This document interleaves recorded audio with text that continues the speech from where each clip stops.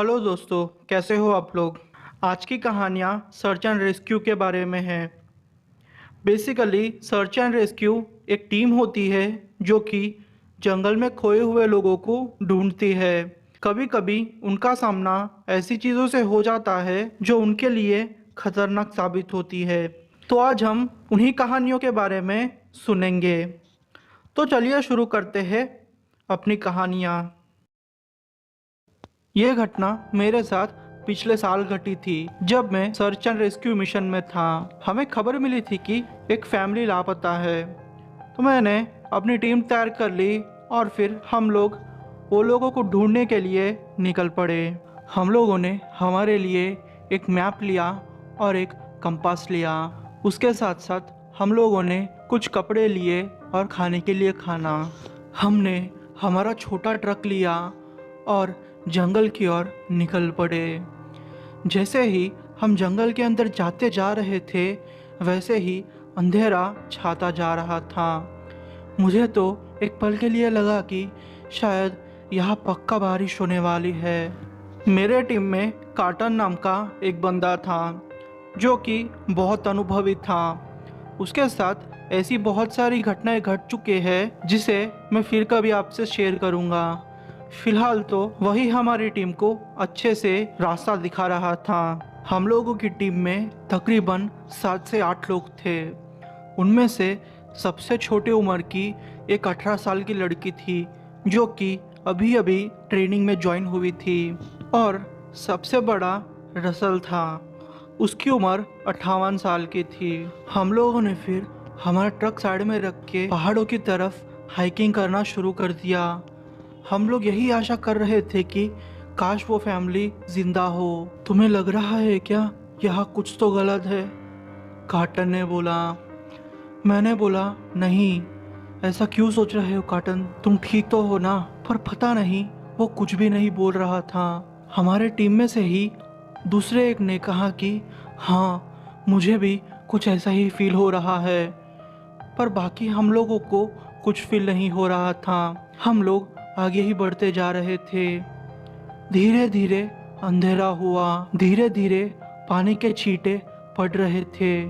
थोड़ी देर के बाद बारिश शुरू हो गई थी। हम लोग फिर थोड़ी देर में उस जगह पहुंच गए जहां से हमें जीपीएस के सिग्नल मिले थे। सच बोलूं तो उस जगह को देख के मैं डर गया था क्योंकि वो जगह तहस नहस हो चुकी थी। वहाँ जानवरों के नाखूनों के निशान थे जो कि दिखने में डरावने लग रहे थे। हम लोग यही सोच रहे थे कि आखिरकार यह क्या हुआ होगा। तभी बारिश जोर जोर से आना शुरू हो गई। हम लोगों ने फिर हमारे रेनकोट पहन लिए और अचानक ही एक जोर से गुर्राने की आवाज़ आई। वो गुर्राने की आवाज़ इतनी भयंकर थी कि उसे सुन के शायद आप लोगों की हालत पतली हो जाए। कार्टन एक जगह रुक के कुछ देख रहा था। हमने जब उसके इशारे पे एक कोने में देखा तो हम लोग वो देख के शॉक्ड हो गए। वो चीज़ हमें पेड़ों के बीचों बीच दिखाई दे रही थी जो कि अपने बड़ी बड़ी आंखों से हमें ही घूर रही थी।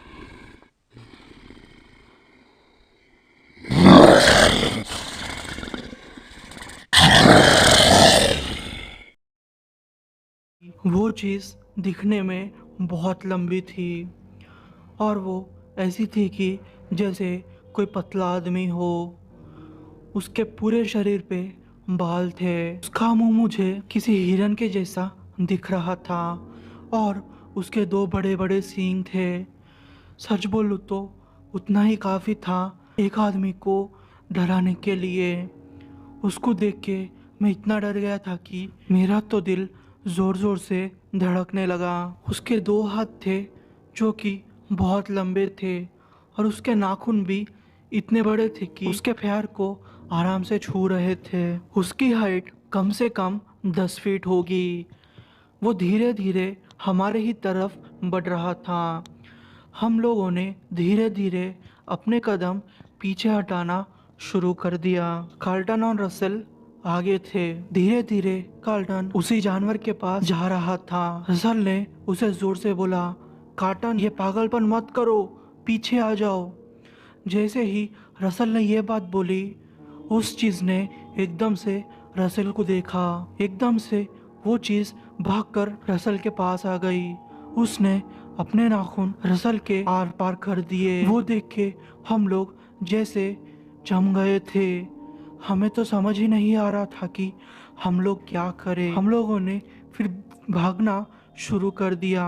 वो चीज़ हमें देख के जैसे मुस्कुराई। एकदम से रसल के शरीर से अपने नाखून निकाल दिए और रसल नीचे गिर गया था। वो मर गया था। मैंने भागते भागते उस चीज़ पे 2 गोलियां गड़ा दी, पर उस चीज़ पे कोई फर्क नहीं हुआ। मैं अब तेजी से भाग रहा था। अचानक मुझे मेरे पीछे किसी के कदमों की आवाज़ सुनाई दी और तुरंत ही मेरे पीछे मुझे एकदम से दर्द का एहसास हुआ और मुझे पता चला कि उस जानवर ने मेरे पीछे का हिस्सा नोच दिया है। अब मैं दर्द से कर्राता हुआ भाग रहा था, पर थोड़ा आगे जाके मुझसे भागा नहीं जा रहा था। मेरी ही टीम के 2 लोगों ने मुझे अपने कंधे पे लिया और भागने लगे। हमारे ही एक टीम के मेंबर को उस जानवर ने फिर से मार दिया। उसका गला जैसे एक ही बार में काट दिया।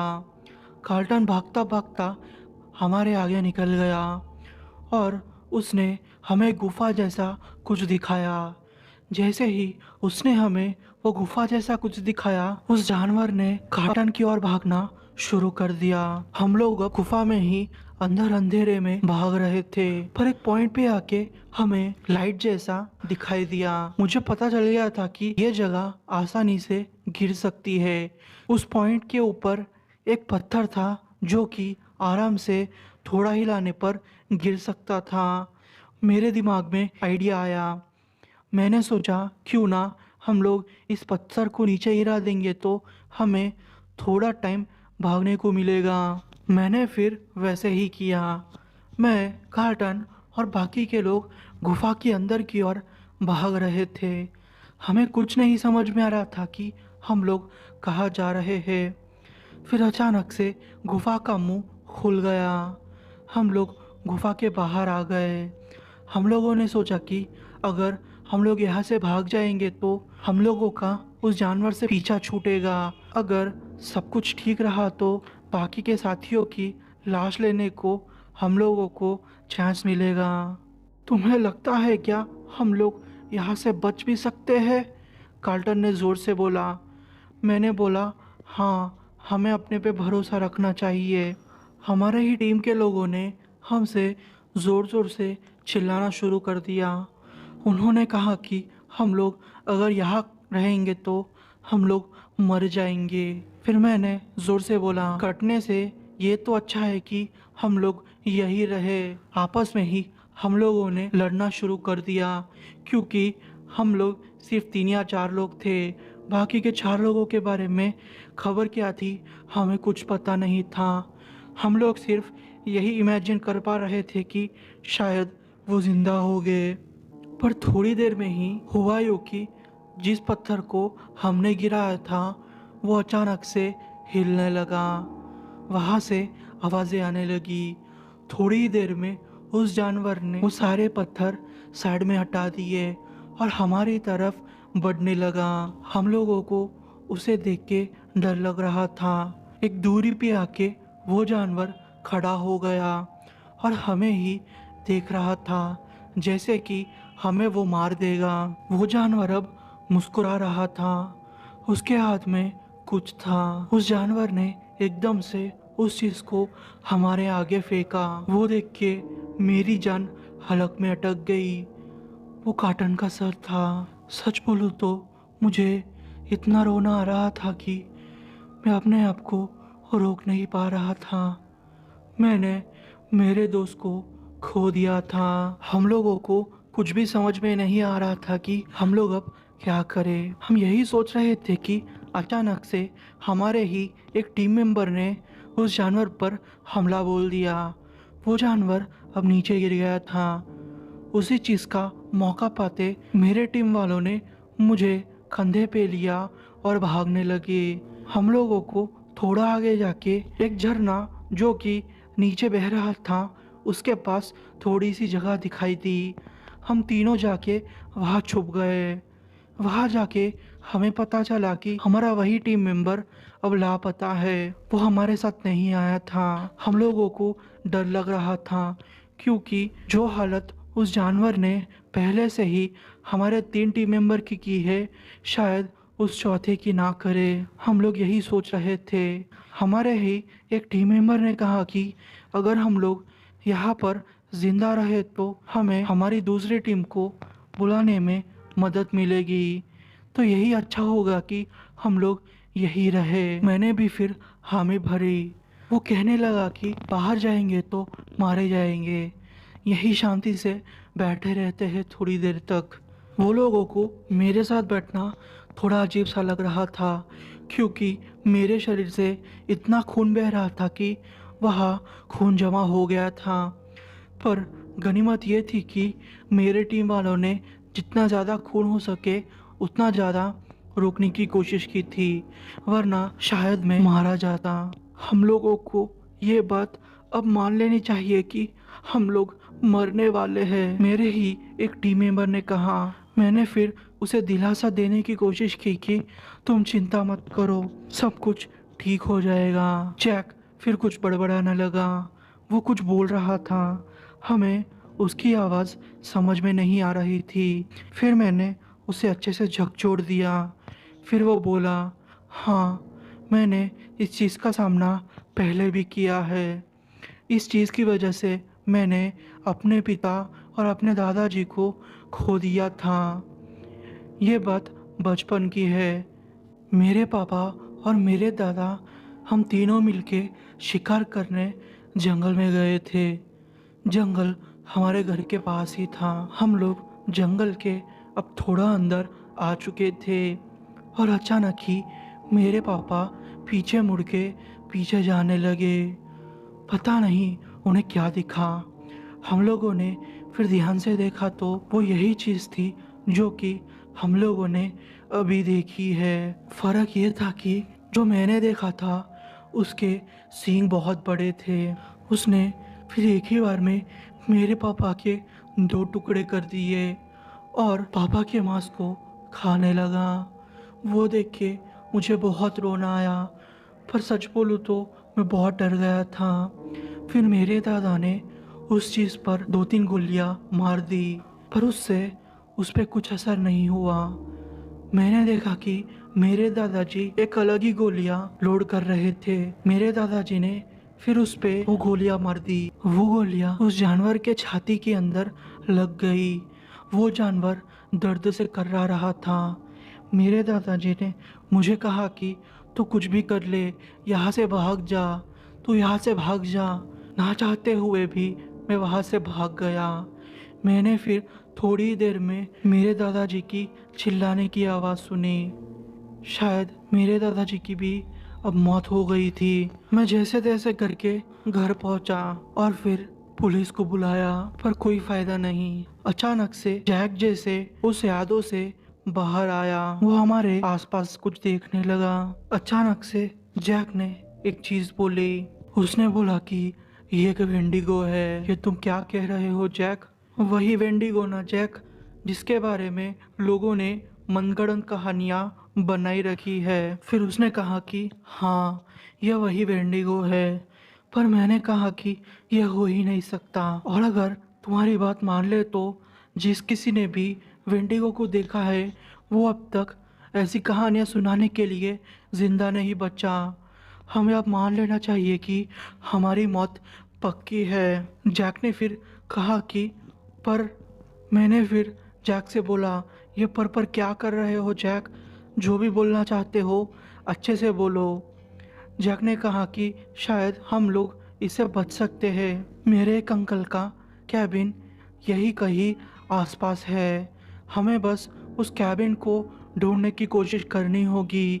वो कैबिन यहाँ से कुछ ही मील दूर होगा। वो भी एक सर्च एंड रेस्क्यू ऑफिसर है। उन्होंने इस वेंडिगो के बारे में बहुत सा रिसर्च किया हुआ है।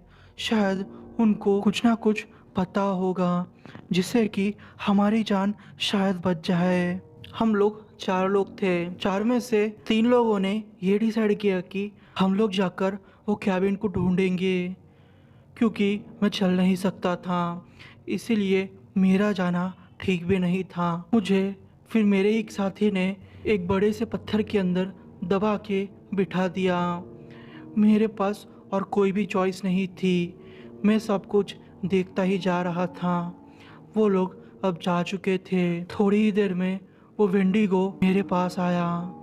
उसकी बड़ी बड़ी आंखें थी और उसके बड़े बड़े दांत थे। जैसे हमारी बत्ती सी होती है, उसकी ऐसे 2 बत्तीसियाँ थी, यानी कि उसके 2 अलग अलग सेट के दांत थे और उसकी जीभ भी बहुत बड़ी थी।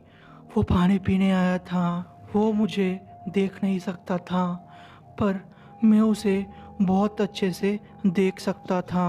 पर पता नहीं कैसे हमारे ही एक टीम की लड़की उस वेंडिगो पर चढ़ गई और उसके गले पे चाकू मार दिया। वो वेंडिगो अब दर्द से कर्रा रहा था, पर थोड़ी ही देर में उसने उस लड़की को गला पकड़ के ऊपर उठाया और उसको मार डाला। मैं बस वो नज़ारे को देखता रहा। मैं कुछ भी नहीं कर सकता था सिवाय देखे। मेरा दिल और ज़ोर ज़ोर से धड़क रहा था। मैंने सोचा कि आज मेरी मौत पक्की है। जैक की आवाज़ सुनाई दी। कोबे, कोबे, तुम यही हो ना? उसने मुझे कहा कि तुम यही हो ना? मैंने उसे कहा हाँ, मैं यही हूँ। मुझे दिन होते हुए दिखाई दे रहा था। उसने फिर मुझे बाहर निकाला। बाहर का नज़ारा देख के मैं बहुत चौंक गया था। बाहर मांस के टुकड़े यहाँ वहाँ पड़े हुए थे। वो देख के मैं रो पड़ा। मेरे साथ मेरा दोस्त जैक भी रो पड़ा। हम लोग अब जोर जोर से रो रहे थे। अचानक ही जैक ने रोना बंद किया और बोला, हमें इसी वक्त यहाँ से जाना होगा। मैंने कहा हाँ, तुम ठीक कह रहे हो। मैंने जब अपने पैंट को देखा तो मेरा पैंट मेरी टॉयलेट से भीग चुका था। मैंने डर के मारे टॉयलेट कर ली थी। उस बदबू से थोड़ा दूर जा रहे थे, पर ना चाहते हुए भी वो लोगों को मुझे उठाना पड़ा। जैसे ही मैं बाहर अच्छे से निकला, धूप की किरणें मेरी आंखों पे पड़ रही थी। मेरी आंखें जल रही थी।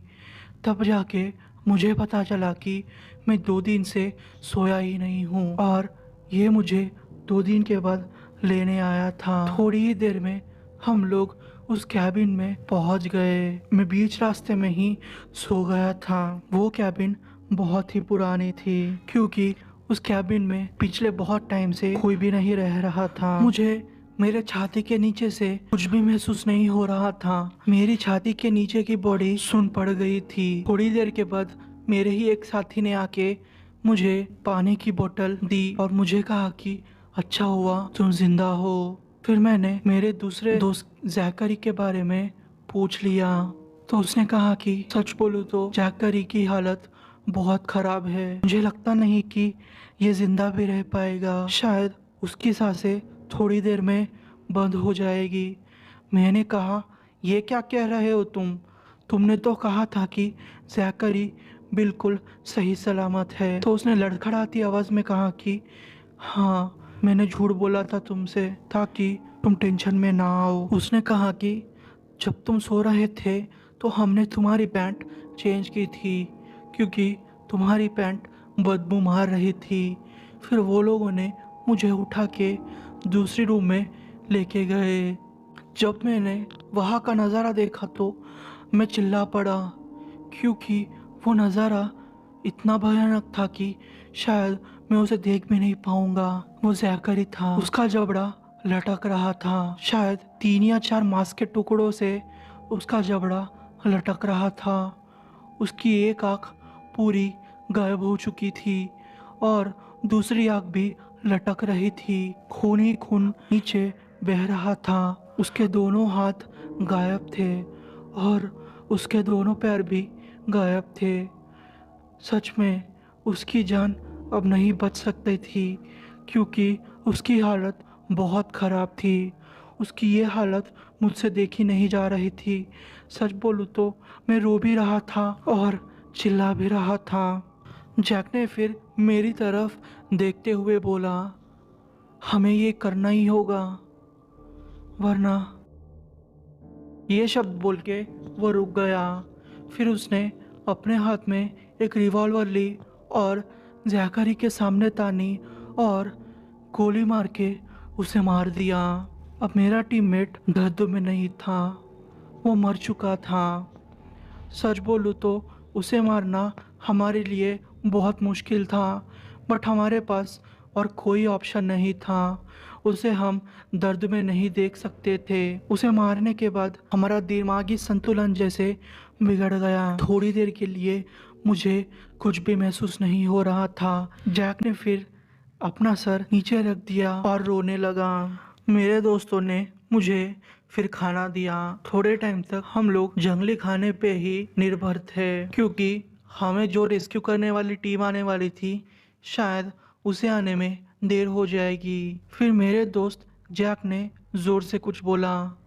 वो बोला कि शायद वो टीम हमें रेस्क्यू करने आए उससे पहले हम लोग मर जाएंगे, क्योंकि ये जानवर हमें मार देगा। पता नहीं इतने टाइम तक जंगल में रहने के कारण उसकी दिमागी हालत खराब हो चुकी थी। अब हमारे पास 50-50 ऑप्शन था कि हम वो रिसर्च के पेपर ढूंढे और कुछ ना कुछ सॉल्यूशन ढूंढे। पता नहीं क्या होगा। फिर जैक ने मुझे एक बुक थमा दी और कहा कि तुम ये पढ़ लो, और तब तक हम लोग इस दरवाजे को मजबूत करने के लिए कुछ सोचते हैं। उस बुक में कुछ इस प्रकार लिखा था, मैंने इतने साल विंडिगो की रिसर्च पे लगाए हैं, तो मैं इतना समझ गया हूँ कि इस विंडिगो का चरित्र क्या है। मैं अब इसे कुछ भी करके मारना चाहता हूँ, जिससे कि ये मिसिंग कंप्लेंट्स और बच्चों को पहला फुसला के जंगल में लेके मार देना बंद हो जाए। मैंने कई कबीले वालों से भी इसके बारे में बात की है। उन्होंने मुझे इतनी सारी स्टोरीज सुनाई। वो कहते हैं कि विंडिगो अपना रूप बदल सकता है और कई आवाज़ें भी निकाल सकता है। वो सुन के मैं एकदम से चौंक गया था, क्योंकि क्या पता मैंने अब तक कितने लोगों से बात की है, शायद उनमें से कोई विंडिगो हो जिन्होंने अपने परिवार वालों की आवाज़ सुनी होगी और उनके पीछे जाके अपनी जान गंवाई होगी। पर आखिरकार मुझे इसकी मौत के बारे में पता चल गया है। अगर इसको मारना हो तो हमें आग जलानी होगी। आग उसकी कमज़ोरी है। वो बुक पढ़ के मुझे इतनी हिम्मत मिल गई थी कि मुझे लगा कि मैं शायद इसे हरा के ही रहूँगा। इससे भले वो विंडिगो ना मरे, पर हमारे पास इतना समय रह पाएगा कि हम लोग वहाँ से भाग सकेंगे। उस बुक में ये भी लिखा था कि विंडिगो 3 तरीके के होते हैं। एक विंडिगो जिसे मैं राजा कहना चाहूँगा, जो कि इतना बलशाली होता है जिसे कोई भी बुलेट या फिर कोई भी आग नहीं रोक सकती। दूसरे तरीके के विंडिगो को मैं बीच वाला विंडिगो कहूँगा। वो विंडिगो को हम हरा सकते हैं। जितने भी विंडिगो हमने देखे हैं अब तक, वो सारे विंडिगो ये दूसरे ग्रुप में आते हैं। और तीसरे तरीका का विंडिगो, जिसे हम एक तरीके का छलावा भी कहते हैं, वो इतना तेज़ होता है कि उसे देख पाना बहुत ही मुश्किल होता है। हम उसे पकड़ भी नहीं सकते। वो दिखने में बहुत पतला होता है। ऐसे विंडिगो हमें कम देखने मिलेंगे। कुल मिला के मैं आपको यही कहना चाहता हूँ कि हमें दूसरे तरीके का वेंडिगो ज़्यादा दिखने में मिलता है। तीसरे वेंडिगो की थूक ऐसी होती है कि जैसे कोई एसिड हो। उसकी थूक से कोई भी लोहा पिघल सकता है। अगर आप मेरी ये बुक पढ़ रहे हो तो इसका मतलब मैं मर चुका हूँ। मैं तो बस आपसे यही कहना चाहूँगा कि आप अपनी लाइफ में ठीक रहिए। और हाँ जैक बेटा, तुम अगर ये बुक पढ़ रहे हो तो ये याद रख लेना, मैं तुमसे बहुत प्यार करता हूँ। बस अपना ख्याल रखना, अपनी ज़िंदगी अच्छे से जीना। मैंने फिर वो बुक बंद कर दी और मेरी आंखों से आंसू निकल रहे थे और मैं ज़ोर से चिल्लाया, जो भी जलने की चीज़ मिले यहाँ ला लो। जैसे ही मैं चिल्लाया वो लोग समझ गए। फिर वो लोग बेसमेंट में गए, उन लोगों को थोड़ी वाइन्स की बोतल मिली और केरोसिन की एक छोटी सी बोतल मिली। वो सारी चीज़ें लेके वो ऊपर आ गए। जैक मुझे देख के मुस्कुरा रहा था, उसके हाथ में डबल बैरल वाली शॉटगन थी। अचानक ही हमारी टीम का एक साथी आया और चिल्लाने लगा। हमें उसकी शक्ल पे डर साफ साफ दिख रहा था। मैं समझ नहीं पा रहा था कि उसे डर किस चीज़ का है। उसने फिर धीरे से बोला, तुम लोगों को बाहर देखना चाहिए। वो इतना बोलते ही बाहर देखने लगा। हम लोगों ने जब बाहर देखा तो हम वो नज़ारा देख के बहुत डर गए। यहाँ से वहाँ लोमड़ियाँ भाग रही थी, बाकी जंगली जानवर भी भाग रहे थे। ऊपर पूरा आसमान छोटे छोटे पंछियों से भर चुका था। ये कभी नहीं हुआ था। जब हमारी नज़र थोड़ा आगे पड़ी तो हम उस नज़ारे को देख के डर गए। वो तीनों ही आ रहे थे। वो तीनों थे। वो तीनों ही हमारी तरफ आ रहे थे। हमने हमारी ज़िंदगी में पहली बार उन तीनों को देखा था। एक बहुत ही लंबा, जिसे हम राजा कहते थे, वह था। दूसरा जो बाकी सब लोगों को मारता था। तीसरा एकदम काला था, सिर्फ उसकी आंखें ही चमक रही थी। दूसरे वाला दिखने में बहुत ही सफ़ेद था। ये नज़ारा हमारी ज़िंदगी में हम कभी नहीं भूलने वाले। हम लोग अब काँप रहे थे। हमारी डर की कोई सीमा नहीं थी। तीसरे वाले ने जब अपना मुंह खोला तो उसके मुंह से चमकती हुई थूक बाहर निकली, और जब उसकी आंखें देखी तो वो ज़्यादा चमक रही थी। वो अब अंदर आने की कोशिश कर रहे थे। उन्होंने दरवाजे को पीटना शुरू कर दिया और एक ने तो खिड़की तोड़ने की कोशिश की, पर गनीमत ये है कि खिड़की मेटल की बनी हुई थी तो तोड़ने में मुश्किल हो रही थी।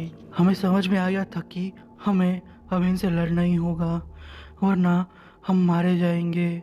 बिना कुछ किए मरने से अच्छा है कि लड़कर मरे। अब कैबिन के दोनों दरवाजे से आवाज़ आ रही थी। अब चाहे जो भी कुछ हो जाए, हमें इससे फेस तो करना ही होगा, चाहे हमारी जान क्यों नहीं जाती। आज हम लोग इससे लड़के रहेंगे। हमें एक बात तो पता थी, अगर हम कुछ भी नहीं करेंगे हम एक दूसरे को फेस भी नहीं कर पाएंगे। इससे अच्छा है हम इससे लड़े। सब लोग अपनी पोजीशन लेके तैयार हो चुके थे, बस अब हमला बोलने की तैयारी थी। आखिरकार पीछे का दरवाज़ा टूट ही गया। वो तीसरा वेंडिगो जो कि एकदम से काला था, वो अब दरवाज़ा तोड़ के अंदर आने लगा। वो अब मेरे एक साथी को देख रहा था। वो उसके ऊपर कूदे उससे पहले ही जैक ने दूसरी तरफ से आके उस पर केरोसिन छिड़क दिया और आग जला दी। अब वो वेंडिगो दर्द से कर्रा रहा था। बाकी के दूसरे दो वेंडिगो दूसरे दरवाजे से आए और वो तीसरे वेंडिगो के पास चले गए। हम लोग अब बिल्कुल तैयार थे। क्रिस जैसे पागल हो गया था। उसने पहले तो मुझे उठा के अब केबिन के बाहर फेंक दिया। वो तीसरा वेंडिगो अब मर चुका था। पूरे केबिन में आग फैल गई थी। पता नहीं उसको क्या सूझा, अपने हाथ में गन ली, मेरे तरफ तान दी। मैंने कहा, ये क्या कर रहे हो तुम? उसने कहा, और क्या करना है। वो कहते ही वो ट्रिगर दबाने जा रहा था कि जैक ने उसके ऊपर झपट्टा मारा। उसने फिर जैक को उठा के पटक दिया। पता नहीं क्रिस के साथ क्या गलत था। मुझे तो समझ नहीं आ रहा था कि ये क्रिस को क्या हो गया है, वो ऐसे क्यों बिहेव कर रहा है। पहली बार क्रिस को मैंने ऐसे रूप में देखा था। अचानक से क्रिस का रूप बदलने लगा। वो धीरे धीरे मेरे पास आया और मेरे सीने पे उसने हाथ रख दिया। उसके नाखून बढ़ते ही जा रहे थे और उसका रूप एकदम से बदल गया था। उसका रूप एकदम काला पड़ गया था। वो वही था, वेंडिगो। उसने क्रिस का रूप ले लिया था और मुझे मारने के लिए आ गया था। उसने एक अलग ही स्माइल दी और फिर मुझे मुझे मारने आ गया, पर वो कुछ करता उससे पहले ही जैक उसके ऊपर कूदा और उसके गले पे और उसकी आंखों पे छुरा भोंकने लगा। जैसे ही वो उठता उससे पहले जैक ने बोतल के ऊपर का कपड़ा जलाया और उसके ऊपर फेंक दिया। एक दो गोली के शॉट उस पे मार दिए। अब वो राजा वेंडिगो जल रहा था, उसकी चमड़ी पिघल के नीचे गिर रही थी। अचानक ही झाड़ियों में से दूसरा वेंडिगो आया और ये राजा वेंडिगा को मारने लगा। इससे मुझे समझ में आ गया था कि ये वेंडिगो उस राजा वेंडिगो को मार के खुद राजा बनना चाहता है। अब लड़ाई इन दो वेंडिगो के बीच में थी। हम लोग बस ऐसे ही वो लड़ाई को देख रहे थे। उस छोटी वेंडिगो ने राजा को मारने के लिए उसका सर जोर से जमीन पे पटका और उसके गले को पकड़ के पेड़ की तरफ लेके गया, पर राजा वेंडिगो हार मान ही नहीं रहा था। उसने वो छोटी वेंडिगो का हाथ पकड़ के तोड़ दिया। छोटा वेंडिगो अब दर्द से करा रहा था। मैं चाहता था कि छोटा वेंडिगो जीत जाए, क्योंकि मैं इस छोटे वेंडिगो को खुद के हाथों से मारना चाहता था। फिर छोटे वेंडिगो ने उस बड़ी वेंडिगो को आग में फेंकने की कोशिश की, पर कोई फायदा नहीं हुआ। उस बड़े राजा वेंडिगो ने छोटे वेंडिगो को ही आग में फेंक दिया। आखिरकार हार कर छोटा वेंडिगो शायद मर गया। वो हिल नहीं रहा था। अब राजा वेंडिगो हमारी तरफ बढ़ रहा था। उसके शरीर पे कोई भी चमड़ी नहीं थी और उसका शरीर भी एक तरफ से जल रहा था। उसकी बॉडी देख के मैं बहुत डर गया।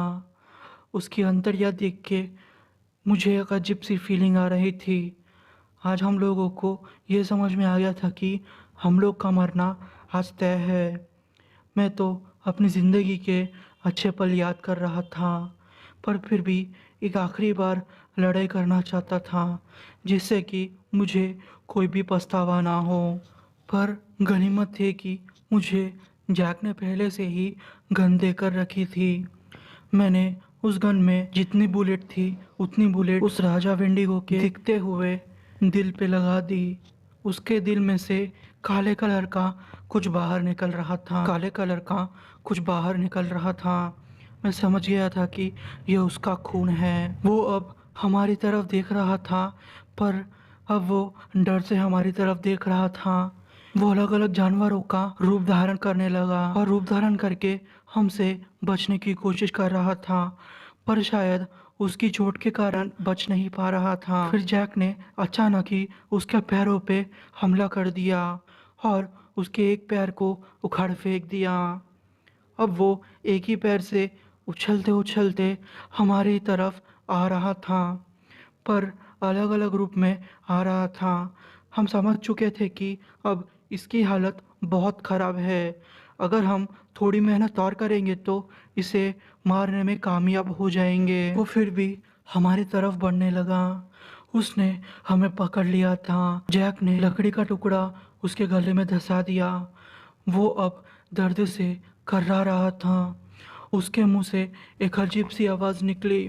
मैं बचना चाहता हूँ, मैं मरना नहीं चाहता। यह आवाज़ सुन के हम लोग परेशान हो गए, क्योंकि वो आवाज़ एक इंसान जैसी थी। उसने कुछ अजीब सा काले कलर का उसके मुंह से वॉमिटिंग किया। वो भी बहुत अजीब था और बहुत सी गंदी बदबू आ रही थी उसमें से। फिर जैक ने उसके सर पे एक बड़ा सा पत्थर दे मारा, क्योंकि वो वेंडिगो अब नीचे गिर चुका था। उसके गले को काट के जैक ने आग में फेंक दिया। थोड़ी देर के बाद हमें दूर से हेलीकॉप्टर की आवाज़ सुनाई दी। हम समझ गए थे कि ये हमारे रेस्क्यू के लिए आ गई है। हम अब अच्छा महसूस कर रहे थे। चीज़ें यहाँ से एकदम सी घूम गई थी। सब कुछ हमारे साथ अच्छा ही हो रहा था। हेलीकॉप्टर से सर्च एंड रेस्क्यू टीम आई और उन लोगों ने इन वेंडिगो की बॉडी देखी और थोड़ी देर बाद पैरानॉर्मल की टीम आ गई थी। वो लोगों ने हमसे कहा कि हम इसके बारे में पब्लिक से डिस्कस ना करें। जितने भी लोग उस अटैक में मर चुके थे, हमने उन सबको श्रद्धांजलि दी और हमारी टीम वालों को भी हम लोगों ने स्पेशल श्रद्धांजलि दी। बेचारे उनको तो पता नहीं था कि उनकी मौत क्यों हुई और उनको मारने के टाइम पे इस विंडिगो ने कितना एंजॉय किया होगा। फिर डॉक्टर लोगों ने मेरे पीछे का भाग ठीक किया। तब से मैं भाग नहीं पा रहा हूँ, पर मैं इस चीज़ पे काम कर रहा हूँ। उस घटना के बाद से सर्च एंड रेस्क्यू का जॉब छोड़ दिया। हम लोग अब हमारी नॉर्मल लाइफ जी रहे हैं। मैंने तब से तय किया कि मैं अब जंगल में फिर कभी नहीं जाऊंगा और तब से मैं कभी जंगल में नहीं गया। मैं आशा करता हूँ कि आपको ये सारी बातें समझ में आई होंगी और फ्यूचर में आप कभी भी विंडिगो से आपका सामना